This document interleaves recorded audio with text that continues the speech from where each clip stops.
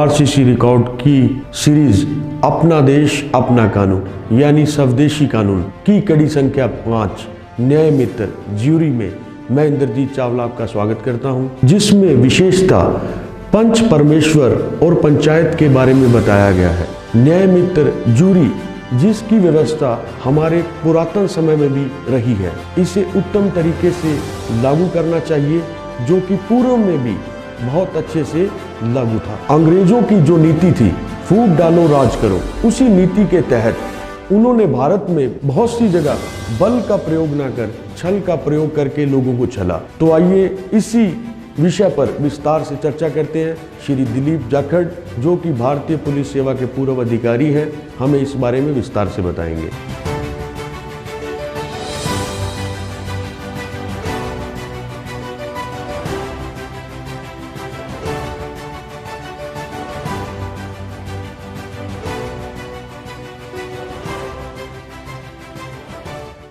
Jury का मतलब ये है कि हमारे यहाँ हजारों सालों से पंचायत की प्रथा चली आ रही है, जिन्हें पंच परमेश्वर तक कहते हैं।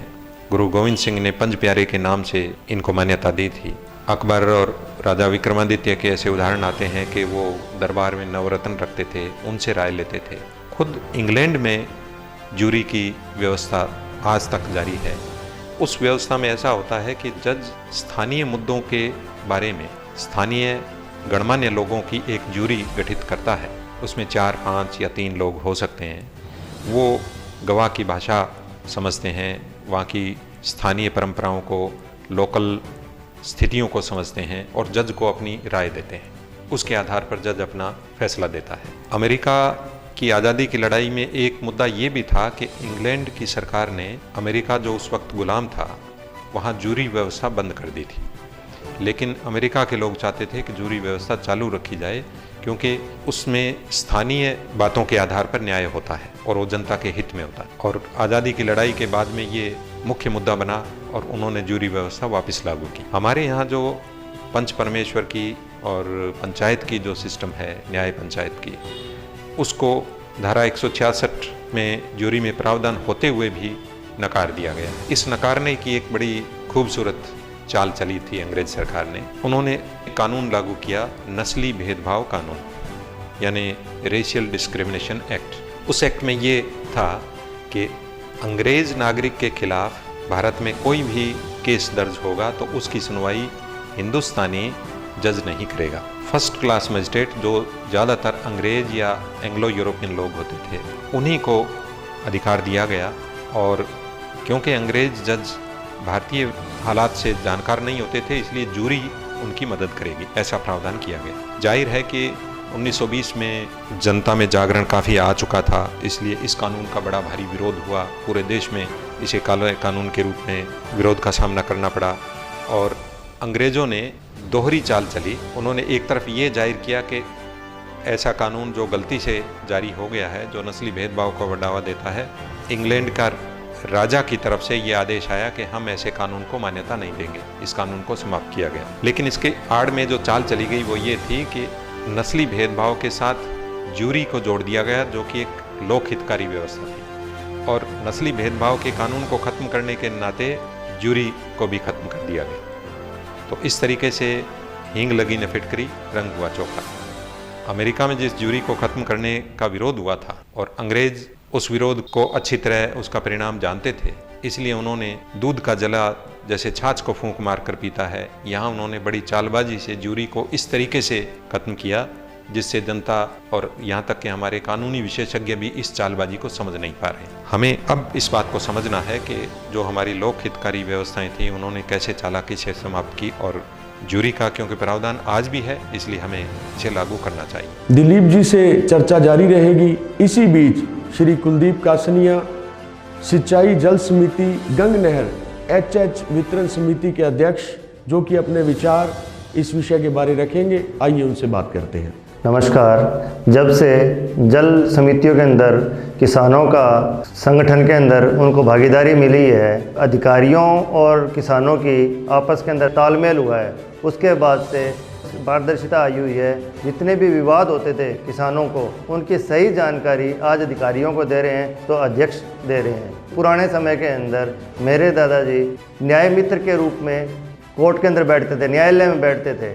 उनका काम ये हुआ करता था कि उनके गांव में या उनको इलाके के अंदर कोई भी किसी का आपस में विवाद होता, वो उसके बारे में सही जानकारी जज को देते थे और वो जज उसको उनकी जानकारी की काफ़ी अहमियत मानता था, उसके आधार पे वो फैसले देते थे। उसी तरह आज अधिकारियों के अध्यक्ष आँख व कान बने हुए हैं, उनको सही जानकारी देते हैं। जो छोटे छोटे मसले होते हैं किसानों के, कोई नक्के की, कोई पानी की पर्ची की, उनको जल्द से जल्द उनका निपटारा हो रहा है। पहले पटवारियों के पास काम बहुत ज़्यादा होता था, पटवारी पहुंचते नहीं थे। आज अध्यक्ष किसानों को उनके गांव में ही मिल जाता है, वो अपना सारा का सारा काम उनका वहीं पे निपटाने की कोशिश करता है। उनके बेकार के चक्कर जो दफ्तरों में लगते थे वो कम हो गए हैं। इसलिए जो अधिकारियों व अध्यक्षों की सहभागिता है उससे जल का वितरण बहुत सही हुआ है। जो पहले किसान ये कह दिया करते थे कि ये तो पानी ज़बरदस्ती अधिकारियों ने फलां मंत्री की बारी के अंदर छोड़ दिया, फलां अधिकारी के कहने पे छोड़ दिया, वो अब नाम मात्र ही रह गया है। अब ये बात हो ही नहीं सकती कि जल का वितरण गलत हो, क्योंकि अधिकारियों के पैरेलल जब किसान बैठते हैं, उनसे क्वेश्चंस करते हैं, तो उसके बारे में अधिकारियों को जवाब देना मुश्किल हो जाता है। इसलिए कोई भी अधिकारी अब जल का वितरण बिल्कुल सही करता है। जितना पीछे से पानी आता है, जिसका नंबर होता है उसी को दिया जाता है, अन्यथा किसी की भी उसके अंदर भेदभाव नहीं है। इसके अंदर काफ़ी ज़्यादा पारदर्शिता आ गई है। जैसे काफ़ी मसले हुआ करते थे किसानों के, जो अधिकारियों के समझ में ही नहीं आते थे। कोई नक्के का हुआ करता था, कोई भाइयों के विवाद हो जाता था, उनकी पर्चियों का हो जाता था, तो उनको अध्यक्ष आज सही फैसला एक्शन साहब को लिख के देते हैं, उसको आधार मानते हुए एक्शन साहब फैसला करते हैं और इससे किसानों को काफ़ी राहत भी मिली है। धन्यवाद करना चाहूँगा कासनिया जी का। तो आइए फिर से चर्चा को आरंभ करते हैं श्री दिलीप जी से। साक्ष्य कानून में जानबूझकर कुछ भ्रम पैदा किए गए थे। जैसे धारा 10, इसमें हियर से एविडेंस यानी सुनी सुनाई साक्ष्य को मान्यता दी गई और इस सुनी सुनाई साक्ष्य के आधार पर बड़े बड़े देशभक्तों को सजाएं दी गई। उसमें सिर्फ किसी एक नकली गवाह को खड़ा कर दिया जाता था और वो ये बयान दे सकता था कि मैंने सुना है कि गोखले साहब या तिलक साहब इस तरह का साजिश कर रहे हैं, उन्होंने इस तरह की बात कही है, और सुनी सुनाई बात के आधार पर सजाएं दी जाती थी। दुनिया भर में सुनी सुनाई साक्ष्य को मान्यता नहीं दी जाती है, सिवा कुछ अपवादों के। कई बड़े विधिवेताओं ने तो इस हियर्स एविडेंस की बहुत निंदा की है, लेकिन भारत में इसे लागू किया गया है, जो आज तक लागू है। अंग्रेजों ने जब ये कानून लागू किया था तो सर स्टीफन ने ये तर्क दिया था कि इससे पहले की शासन व्यवस्था अन्यायकारी थी और बर्बर थी। उन्होंने कुछ उदाहरण दिए जो काफ़ी हद तक सही भी है। हिंदू लॉ में इससे पहले सती की व्यवस्था थी, जिसमें औरत को सती होने या नहीं होने के बारे में कोई पूछा नहीं जाता था और जबरन उसे चिता में ढकेल दिया जाता था। शूद्रों की गवाही लागू नहीं थी। मुस्लिम कानून में काफिरों की गवाही लागू नहीं थी और यहाँ तक कि स्त्री की गवाही पुरुष की गवाही से कम मानी जाती थी। एक आदमी की गवाही मुस्लिम कानून में 2 स्त्रियां अगर उसके खिलाफ बयान दे रही हैं तभी मान्यता होती थी। सर स्टीफन ने इस तरह के कानूनों को आधार मानकर कहा कि यह न्यायकारी कानून है और मध्यकालीन कानून है, जो बर्बर प्रकृति के हैं और आधुनिक कानून के नाम पर ये रूल ऑफ लॉ यानी कानून का शासन स्थापित करने का दावा किया। मैंने अपनी पुलिस सेवा के अनुभवों से ये पाया है कि उन्होंने बल प्रयोग की बजाय, जो मध्यकाल में होता था, अंग्रेजों ने छल का प्रयोग किया। ये बल प्रयोग से भी ज़्यादा शातिर चाल है, क्योंकि बल प्रयोग का तो विरोध हो सकता है। जैसे अंग्रेजों के आने से पहले औरंगजेब ने बल प्रयोग किया था, तो पंजाब में गुरु गोविंद सिंह ने उसका विरोध किया, राजस्थान में भरतपुर में गोकुल जाट ने उसका विरोध किया, मध्य प्रदेश में छत्रसाल बुंदेला विरोध में उठ खड़े हुए, महाराष्ट्र में शिवाजी खड़े हुए। लेकिन अंग्रेजों ने जो छल का प्रयोग किया उसको आम आदमी समझ ही नहीं पाए, यहाँ तक कि बड़े बड़े विधिवेत्ता भी नहीं समझ पाए। उदाहरण के तौर पर सह अपराधी। इस कानून में धारा 114 में ये लिखा है कि एक ही अपराध करने में 2 लोग शामिल हैं और एक आदमी पकड़ा गया, उसने किसी दूसरे के खिलाफ अगर कोई गवाही दी है तो वो मान्य नहीं होगी। इसमें कुछ हद तक सच्चाई भी है, क्योंकि चोर या जो अपराधी पकड़ा जाता है कई बार वो अपने विरोधियों को लपेटने के लिए झूठा नाम भी ले लेता है। लेकिन धारा 114 के विपरीत इसी कानून में धारा 133 में सह अपराधी को सक्षम साक्षी माना गया है। अगर राजद्रोह और षड्यंत्र जैसे मामले हों तो बड़े नेताओं को लपेटने के लिए सह अपराधी की स्वीकृति और उसके बयान को मान्यता दी गई। अब क्या ये माने कि सर स्टीफन को ये पता नहीं था कि एक ही कानून में धारा 114 और 133 में अलग अलग बातें हैं, एक दूसरे के विपरीत बातें? ऐसा हो नहीं सकता कि उन्हें मालूम नहीं।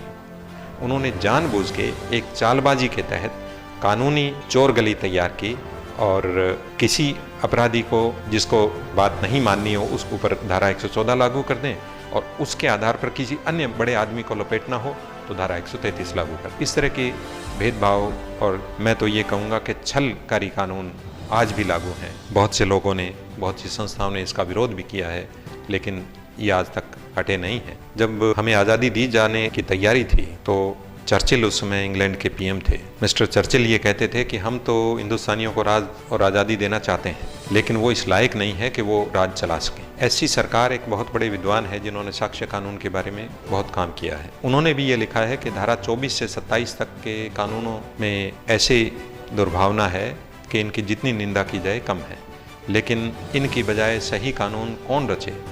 कौन ऐसा शख्स है जो सर स्टीफन जैसा विद्वान हो और न्यायकारी कानून की स्थापना कर सके, रचना कर सके? ये हमारे लिए रियल में चुनौती है, हमें इस चुनौती को स्वीकार करना चाहिए। मेरी इस विषय पर एक किताब स्वदेशी कानून यानी लॉ ऑफ लैंड जल्दी ही प्रकाशित होने वाली है, वो जल्दी ही आपके हाथों में होगी। उसके अलावा हमने एक संस्था बनाई है, society of law of land soul. उस संस्था में भी हम लोग कानून के विद्यार्थियों से, विधिवेत्ताओं से, पुलिस अधिकारियों से, न्यायिक अधिकारियों से, वकीलों से चर्चा करते हैं और हम इन सब से आह्वान करते हैं कि वो कैसे उपनिवेशी कानूनों से मुक्ति पाकर स्वदेशी कानूनों की स्थापना की जाए, इस विषय पर अपने विचार हमें बताएं। हम ये उम्मीद करते हैं कि बहुत जल्दी ही हम अच्छे कानूनों की रचना करके जनता के कानून लागू कर सकें, जो जनता के द्वारा रचे जाएं, जनता के लिए हों और जनता के कानून हों।